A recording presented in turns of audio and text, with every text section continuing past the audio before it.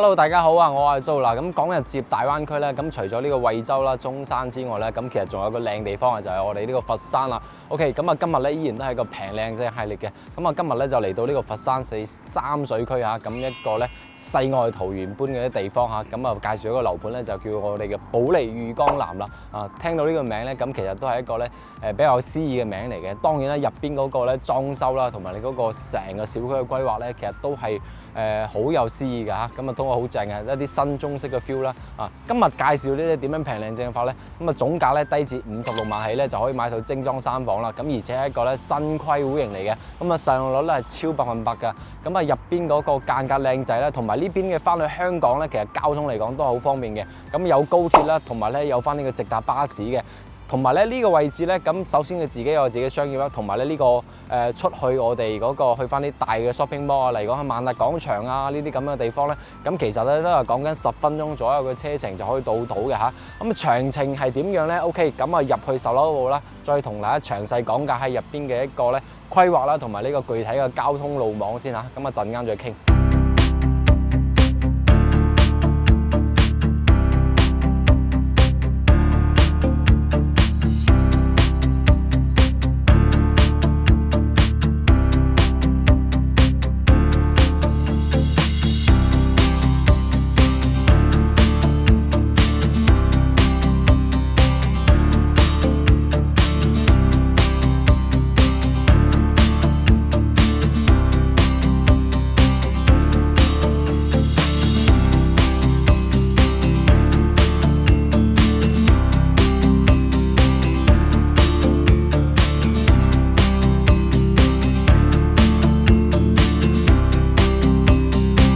OK， 咁嚟到呢個營銷中心啦，同大家咧大致講下呢個樓盤嘅區位先嚇，咁同埋呢邊嘅交通路網係點樣啊？咁其實呢個位置咧叫做我哋嘅佛山市三水區，咁都係呢個佛山市嘅5區之一嚟嘅。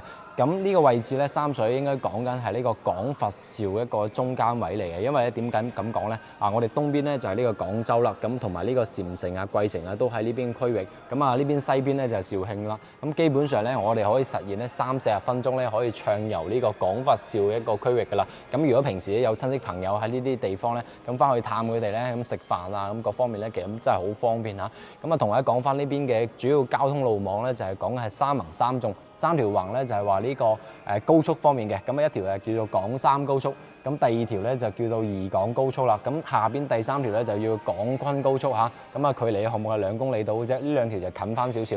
咁呢度咧3條高速喺度咧，即係我哋翻去其他區域咧就好方便嘅，例如廣州啊，其他地方都係好方便啦。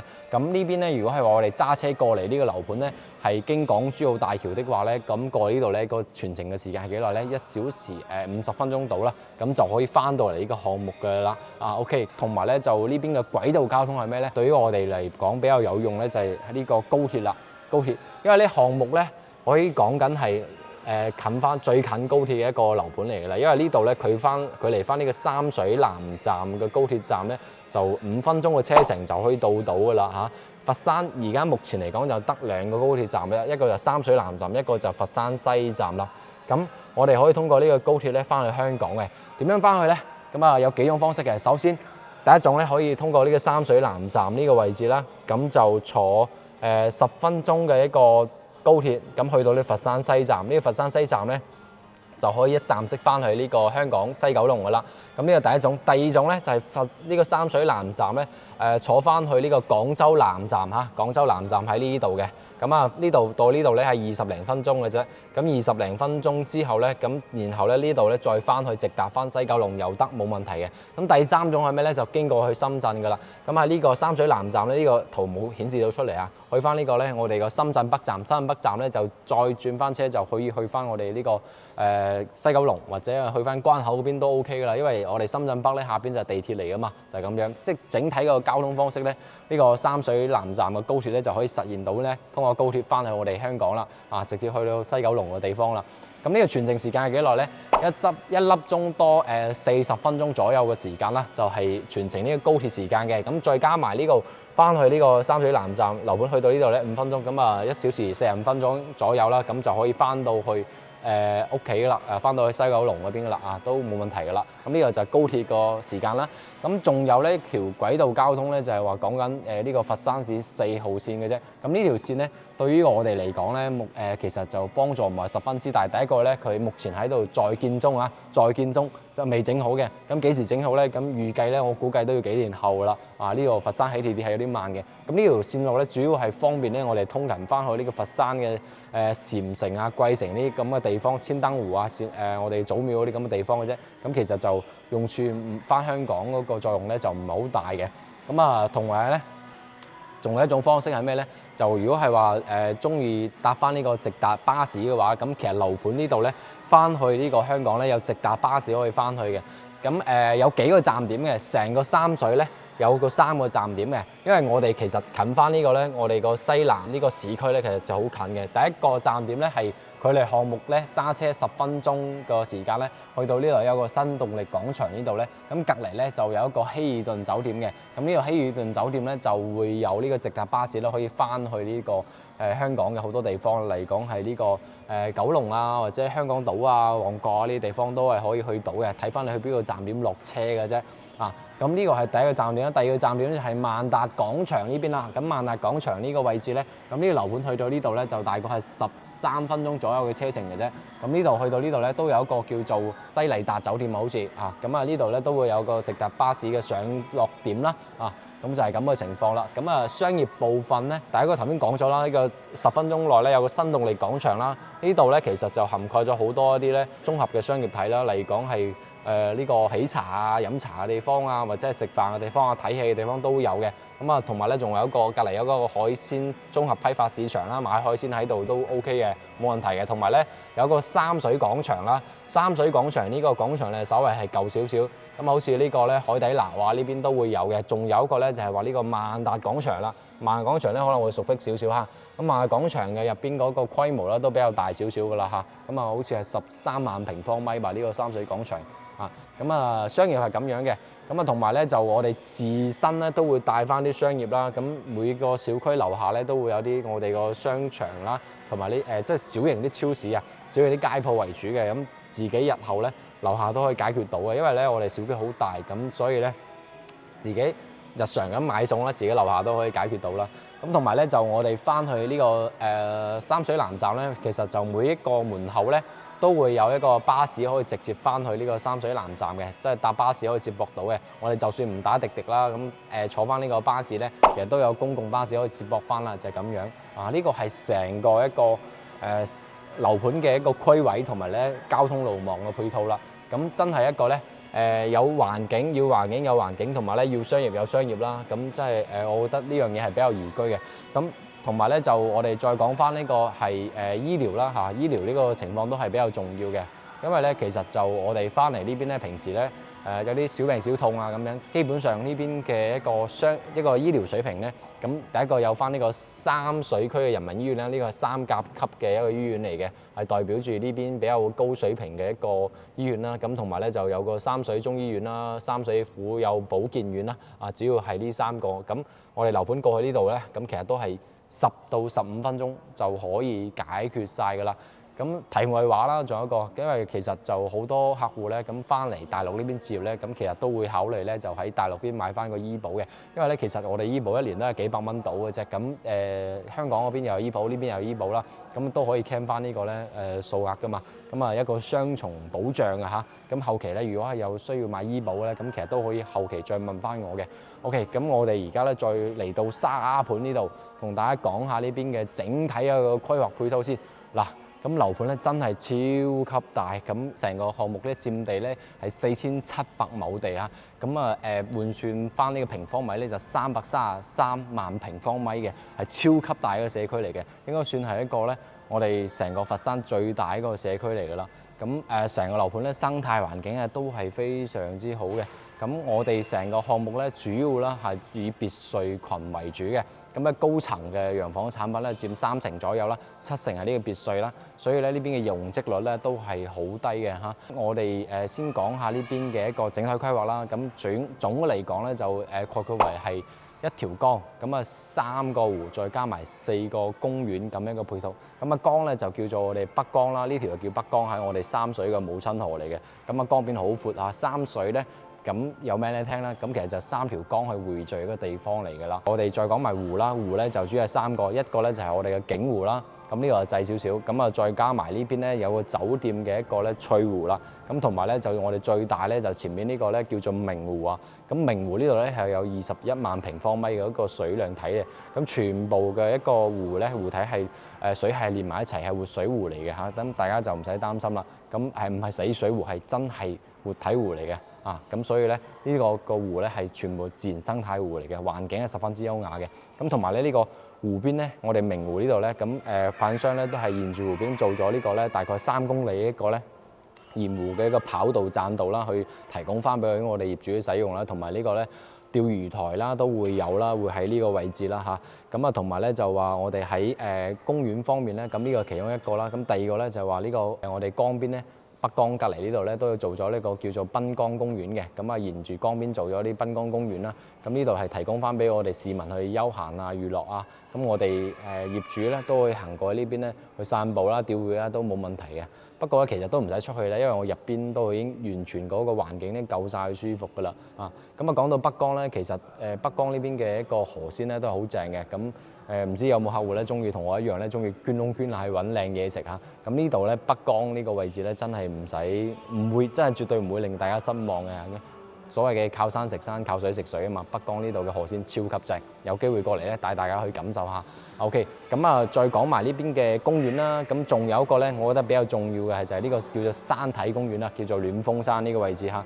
咁呢度咧係我哋保利咧打造咗一個咧山體公園，咁啊收咗3條一個棧道上去嘅，咁啊登山通道啦，咁係專供翻俾我哋成個屋苑嘅業主去使用嘅。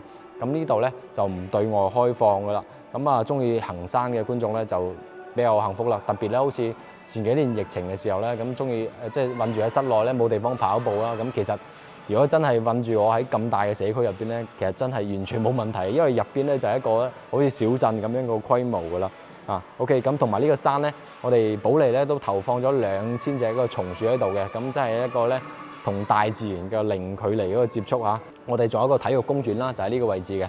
咁體育公園咧都係離翻我哋而家目前在售嘅洋房係比較近嘅，挨住嘅。呢個體育公園咧，而家咧就已經建設緊㗎啦嚇。咁啊因為而家咧係政府介入緊。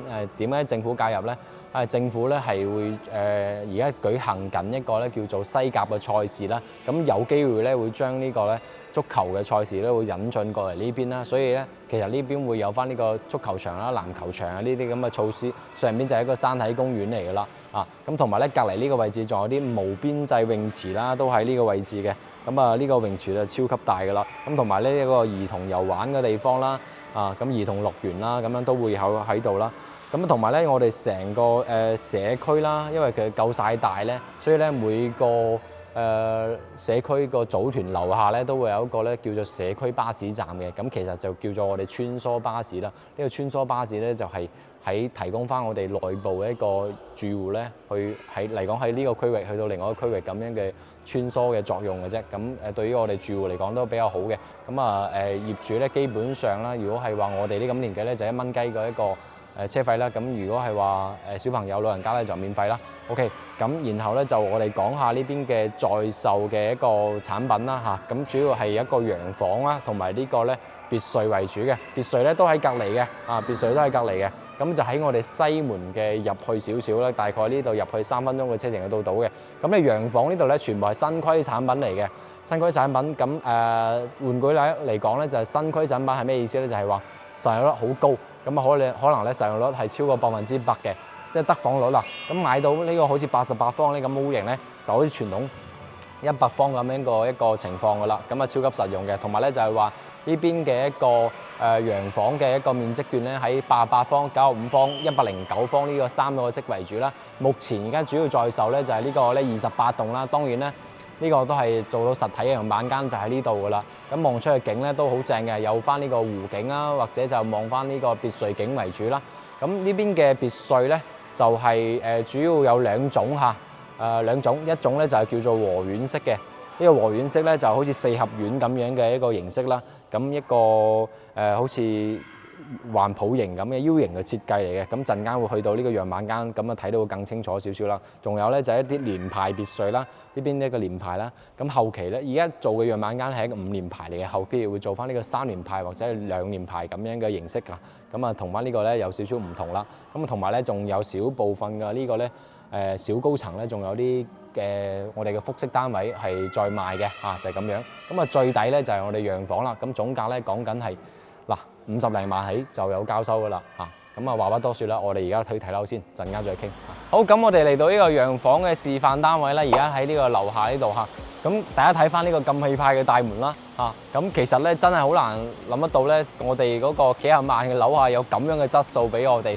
保利漁江欄呢個望山區咧係呢個組團咧係比之前嗰啲升級咗唔少嘅已經，特別咧係話從呢個戶型上面嚟講啦，咁啊新區戶型咧同埋咧入邊嘅質素咧各方面係唔同嘅，同埋呢個設計啦，咁啊大家睇翻咧，其實就我哋喺呢個位置咧，其實就算於係負一樓嚟嘅咁上邊係做咗一個空中花園嘅，我哋係抬高咗呢個花園上嚟嘅。咁呢一層係做啲咩咧？呢一層咧，咁首先咧隔離嘅位置係一個停車入口啦。咁呢度咧係做咗下沉式嘅一個咧會所俾我哋嘅咁我哋呢一期咧就可以享受到呢個會所一個咧措施啦。咁左右兩邊啦，咁其實咧呢個下沉式嘅會所啦，入到去之後咧一個中間個庭院啦咁跟住呢邊個位置入去咧，就係可以見到咧有趟電梯啦，同埋咧入去有一個我哋麻煩開先，好唔該晒，係咁啊呢邊咧就係我哋嘅電梯啦。咁跟住咧呢個位置就係我哋會所區域啦。咁呢度有個會客廳啦，同埋咧就一個書吧啦，跟住仲有咧就係有一個健身室嘅同埋咧兒童遊玩嘅地方都有嘅OK，咁啊呢個係小朋友玩嘅啲地方嚟㗎啦。咁啊平時咧咁啊帶住小朋友可以叫佢喺度玩下等下咁樣都 OK 啦。呢個位置就係我哋嗰個健身室啦。好難諗得到咧幾廿萬嗰啲樓咧有咁樣嘅一個質素俾我哋啦。咁呢度係健身室嚟嘅，咁啊望翻出去咧就望翻我哋嗰個園林位置啦。呢度都係僅供翻我哋嘅業主去使用嘅。咁其他啲區咧就用唔到嘅，都係我哋呢一個組團啦咁嘅業主咧先可以用翻呢啲咁樣嘅一個健身室啦。呢個會所咁呢邊嘅管理費係幾錢咧？係2蚊2毫8一個平方嘅啫2蚊2毫8一個平方。OK， 咁我哋上去望一望個花園先。咁喺電梯出嚟咧，就真正到咗我哋呢個平台嘅花園啦。咁或者你行樓梯都得嘅，冇問題。咁或者就係日後我哋揸車嘅話咧，直接地庫咧都可以去到你買嗰棟樓啦。咁其實就喺地庫直接上嚟都得嘅。咁行出嚟咧，呢度咧就可以睇到我哋頭先參觀嘅呢個下沉式嘅一個咧會所啦。而家你咁樣望翻出去咧，咁其實就都幾舒服下嘅。咁啊，雖然講係冇泳池啦，因為其實我哋成個樓盤比較大啦，都有其他啲無邊際泳池啦。咁小區呢一區內部咧就冇設咗泳池嘅，但係咧我哋有會所，呢度咧係比好多早期嗰啲咧組團咧要升級咗唔少嘅。特別呢個花園咧，呢種新中式嘅設計咧，真係嗰種感覺上咧係幾舒服嘅。咁呢度咧叫做我哋嘅叢林樂園啦。咁其實就設計到俾小朋友玩嘅一啲地方嚟嘅。咁目前咧花園咧只係做到一小部分啦。咁其實都可以睇得出咧，我哋呢個保利啦，咁喺呢個花園上邊嘅搭配啦，佢營造方面咧係落咗唔少嘅心機㗎。咁呢度咧就係我哋今日要參觀嘅一個單位棟數啦咁其實在售咧都係呢一棟嘅。咁我哋而家個實體樣板間咧都會喺度。咁其實咧而家真係比較時興呢隻咁樣嘅新中式嘅 feel， 新中式加埋呢個現代 feel 嘅感覺啦，係嘛？咁一個咧下沉式嘅一個健身會所，加埋呢個咧上邊嘅空中花園咧。咁上邊呢一層咧其實都係挑高咗上嚟嘅。咁大家睇翻咧，其實成個我哋個入戶大堂咧，其實嗰個比較大氣程度咧，其實比較 OK。包括呢啲地方咧，其實都會用翻啲唔傳統嘅嘢去做翻呢個點綴裝飾啦。咁真係講緊幾廿萬咧，可以買到咁樣嘅質素咧，我覺得真係比較難得嘅。咁跟住啦，呢度入去咧就正式我哋個 lobby 啦，大堂嘅部分。跟住呢邊我哋睇埋個電梯間啦，嘛呢個咧就係我哋嘅電梯間嚟嘅。真係有冇啲酒店嘅 feel係嘛？咁其實我覺得真係雖然講幾廿萬啲樓啦，但係佢真係做到咧好似幾百萬嗰啲咁樣嘅感覺啦，甚至比好多嗰啲咧都做得要靚仔啦已經啊！咁我哋一上去睇樣板間先。好，咁嚟到呢個咧示範單位嘅一個梯間啦嚇。咁我哋同大家講翻呢邊嘅梯戶比先。咁佢係一個2 lift 6伙嘅梯戶比嚟嘅。咁啊 total 總高就33層啦。咁然後咧就我哋喺呢個2樓開始先係住人嘅。咁1樓咧就係架空層，下邊仲有負1層就係我哋嗰個頭先參觀嘅會所啦。咁呢邊咧其實就我哋睇到梯間咧，其實嗰個即係我哋感官性咧同埋闊落程度咧，其實都 OK 嘅。咁我哋就主要喺3個戶型88方同埋呢個95方同埋呢個109方。我哋就先參觀呢個88方嘅戶型先。88方咧，佢居然可以做到呢個咧獨門獨戶嘅感覺，呢樣嘢真係難得啊。OK， 咁同埋咧更加難得就係佢個戶型咧。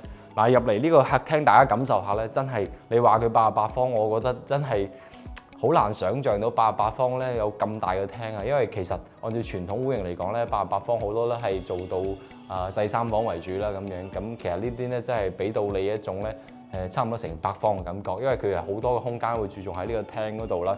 咁我哋嗰個活動空間都係咁樣啦，平時嚇。咁啊呢度入門口位置咧，佢有一個咧玄關櫃位嘅。而家見到咧，其實呢個位置都有一個窗啦。即是話咧，其實打開呢個窗咧，我哋可以做到咧有對流嘅一個效果嘅。咁好似呢個電視櫃位咧，我哋人坐喺嗰度喺而家攝影師嗰個位置到我呢度咧，咁大家睇翻咧，真係成百寸嘅電視係放得落嘅呢個位置即係你可以用得到成百寸嘅電視，因為呢個電視櫃咧都有成。有咁深嘅，都有咁深嘅一個電視櫃，跟住呢個位置都有啲做咗啲櫃啦仲有空間喺度咁跟住呢個位置咧就算係一個餐廳位咁我就將呢個咧擺咗出嚟呢度嘅。咁我哋見到呢個陽台咧，咁其實交樓嘅時候咧，其實就唔係封窗嘅，都係一個咁樣嘅趟門啦，跟住呢個係欄杆啦。咁呢個位置咧望翻個景咧，就望翻我哋頭先嗰個花園嘅部分嘅。咁呢個位置咧有個凹位啦，就可以後期擠翻啲洗衣機咁樣都 OK 嘅。咁其實佢係一個7字形嘅一個窗嚟嘅。咁呢邊個位置咧，咁其實都可以望到出邊嘅一個景觀啦。咁跟住咧，我哋睇翻呢邊啦。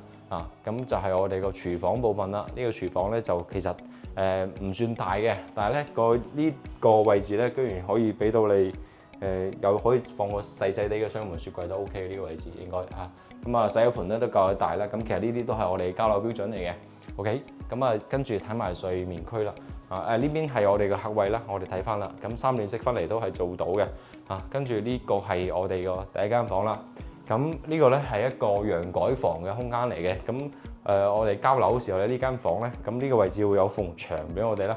後呢個牆就可以剝嘅，剝咗之後咧，將呢個窗咧封咗佢，咁就係一個咧完整嘅房間啦。咁當然呢個房間其實放個米半床咧，我覺得都係放得落嘅，因為佢冇啲飄窗位啦。咁利用個空間係比較大少少跟住呢個房間咧就係我哋嘅第二間房啦。咁其實就仲有個榻榻米床啦，跟住呢邊都有個衣櫃位啦。然後咧呢個係主人房個區域啦。咁其實個好處咧係咩咧？就呢個主人房嘅衛生間咧，第一個夠細大啦，第二個咧就係話佢呢度咧唔會直接對住我哋個床嘅部分嘅。行到呢度咧，真係又係一個南北對流嘅房間嚟嘅咁呢邊有個窗啦，咁後期做翻個好似咁樣做翻個衣櫃啦。或者呢個位置呢個由個做個櫃上嚟都得嘅。窗嘅夠太多，呢度仲有扇窗添。咁跟住呢邊又係一個7字形嘅窗，然後咧呢度仲有個闊度俾你放個椅喺度嘅。咁呢度都係有成1.8米長嘅一個房間啦。咁其實即係呢個保利咧，咁喺呢個主人房方面嘅一個設計咧，我覺得真係比較 OK 少少。咁同大家講翻呢個戶型嘅價錢啦咁就最低嗰啲咧去到56萬起就有啦，帶精裝3房。咁係講緊而家最低最平咧6000零蚊。咁其實如果靚樓層嗰啲咧，大概係60出頭到啦，60出頭到咁一個咧價錢咧都可以買到好靚嘅樓層啦，已經係啦。咁50零萬嗰啲講緊係啲2樓啦56萬起嗰個係2樓嚟嘅咁嗰個咧大家睇翻介唔介意揀翻低樓層啦，因為其實我哋呢個角度已經係3樓啦，咁望出去嘅感覺都已經係咁樣嘅一個景觀啦。因為其實我哋係抬高上嚟噶嘛。OK， 咁就唔使 cut 機，我哋跟住睇埋呢個咧95平方嘅一個戶型啦。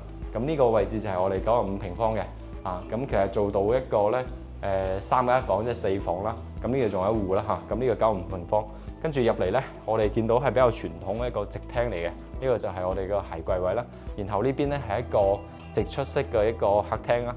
咁而家見到呢個空間係比較大少少，因為咧點解咧？佢將呢個房間咧係打咗嘅，做咗一個大嘅一個客廳嘅感覺啦。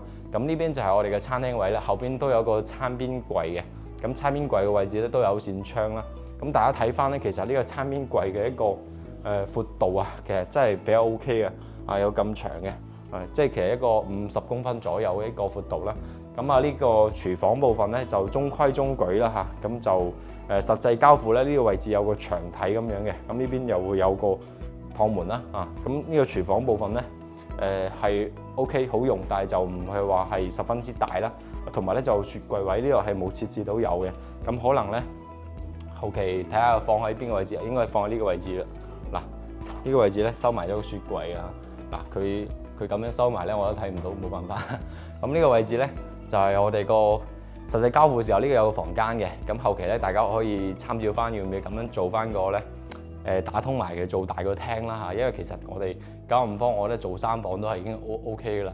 咁呢邊朝向咧就係呢個西南位嘅嚇，咁啊可以望到下邊呢個湖景嘅嚇。咁我哋鏡頭往前去推一推啊，因為其實而家咧係封咗窗個效果咧，其實嘅望出嘅感覺咧真係幾開，即係幾開揚下嘅嚇。咁呢度係活水嘅，活水係連住我哋呢個明湖嘅水嘅。其實我哋成個樓盤咧，所有呢個湖水咧，所有啲水系係連埋一齊嘅，全部係活動嘅一個水系嚟嘅。咁啊對面嗰度呢個早期啲產品咧會有翻啲超市啊咁樣啦。咁呢度咧就目前樓下就因為佢都未交樓，所以佢就肯定未有底箱啦。後期自己都會底箱嘅，因為我哋設計咧就每一期都有自己嘅底箱嘅一個design 嚟嘅。咁呢度咧都係我哋嘅工位啦，3段式分離啦。OK， 咁就斜對面呢個房間咧一樣啦，都係個景色咧都係望翻呢個湖景為主嚇。OK， 咁啊跟住呢個就主人房啦。嗱，咁啊3段式分離就自然係一定噶啦。咁最緊要係話呢個空間咧，真係夠晒大啊！然後咧，我哋有入嚟啦，攝影師咁就睇翻呢邊咧，其實好多細節位啦，咁其實會有預留到有凹槽啦，咁呢度其實都係有個交樓標準啦，咁就係後期我哋可以擠翻啲沐浴露啊之類啲咁樣放喺呢度位置啦，咁都有個窗嘅，咁啊呢邊就唔係智能馬桶嚟嘅咁啊然後咧就上邊有翻呢個咧。涼霸、浴霸咁樣啦，就有抽氣啊、換氣啲咁嘅功能嘅，咁都係一樣啦。佢唔會直接對住我哋床啦。哇！呢個衣櫃咧，你可以做大少少啦嚇。其實咁樣咧，佢呢個位置咧，其實咁樣做都幾好嘅嚇。咁啊，但係就正常係封埋道門嘅，因為佢咧上邊呢個位置係飄窗位嘅，所以佢唔會話做到頂好高啦嗰隻啦嚇。咁只能係做呢個位置到下邊呢度咁長嘅空間啦嚇，因為其實呢邊有個窗咧，咁基本上我預計呢一邊係望翻呢邊嘅一個類似天井位咁樣個空間嘅，所以咧基本上呢個位置都係封咗佢做翻呢個櫃體為主噶啦。咁呢個側邊嘅窗咧就可以其實後期做翻個咧雙台啊，或者呢度再做個櫃上嚟都 OK 嘅，或者好似佢咁樣啦，做啲收納櫃上面做翻啲美式板啊咁樣都 OK 嘅嚇。咁就呢邊咧都係一樣啦，7字形嘅一個採光窗啦，同埋咧就係話呢個位置依然都可以望到個湖景啊！呢個單位嚇95方，其實望出去咧有翻山景遠處就有山景啦，咁然後就下邊有呢個湖景啦。咁其實反而咧，我覺得低層咧就望出去感覺都係幾舒服下嘅，因為其實而家咧就係我哋3樓部分啦。咁3樓咧其實都有一種5、6樓望出去嘅效果啦，已經。係啦，咁呢個積咧就係我哋個入證95平方啦，係啦，咁嗰個銀碼方面咧，咁最平嗰啲咧就大概係66萬到啦，66萬就可以有噶啦。咁如果係話即係我哋均價咧就大概係7200蚊左右啦嚇，靚樓層嗰啲嚇已經係，咁就睇翻你自己要啲咩樓層啦。咁最平嗰啲60零萬就有噶啦，66萬到咧可以買到啲2樓啦，當然係。咁靚樓層就再加少少價錢啦。其實嗰個銀碼嘅差別就唔會好大嘅。OK，咁我哋再望埋咧大積少少嗰個109方先。好，咁我哋睇埋呢個最大積嘅109方戶型啦。咁其實佢做到4房嚟嘅，入門口位置咧呢個位置就係我哋個鞋櫃位啦，咁其實就冇乜浪費空間嘅嚇，咁過渡位咧就唔會話係浪費好多啊，咁呢個位置咧可以再做長少少啦，再做到呢度都 OK 嘅嚇，呢個鞋櫃，然後咧跟住咧我哋睇翻呢個客廳咧真係超級大啊，咁大家真係唔好俾佢呃咗，因為咧其實佢都係打咗間房嘅空間嚟嘅，咁呢個位置咧其實就一個房間嚟嘅，呢個位置係房間嚟嘅，咁其實打咗之後咧咁個通透性更加強啦，因為109方咧，咁唔一定要做4房啊嘛，做個大3房都 OK 噶嘛。嗱，咁呢個朝向咧係最靚仔嘅東南位嘅呢個位置，望出去個景觀咧就係望翻啲別墅景為主啦，同埋咧如果高層咧，咁可以望到遠處一啲明湖嘅嗰個湖景嘅，係遠處眺望翻嗰邊嘅湖景啦。咁對面咧我哋呢邊就有啲高層產品啦。咁喺呢個方位咧。呢個方位望過去咧，基本上就係以翻啲別墅景為主噶啦。咁同樣啦，佢陽台都係封咗窗嘅嚇。咁其實大陸呢邊真係幾興呢個封窗而家咁就封咗窗之後，睇落去即係嗰個通透性啊，同埋咧就感官性會更強啦。同埋咧就話呢個位置其實都會有翻呢個空間嘅。呢個位置有個櫃位嘅我睇下先，打開睇下幾寬佢將呢個洗衣機呢啲咁位置收埋喺度噶啦嚇。咁大家可以即係隱藏式嘅一個空間嚟嘅啦已經。咁然後咧，跟住我哋睇埋呢個餐廳位啦。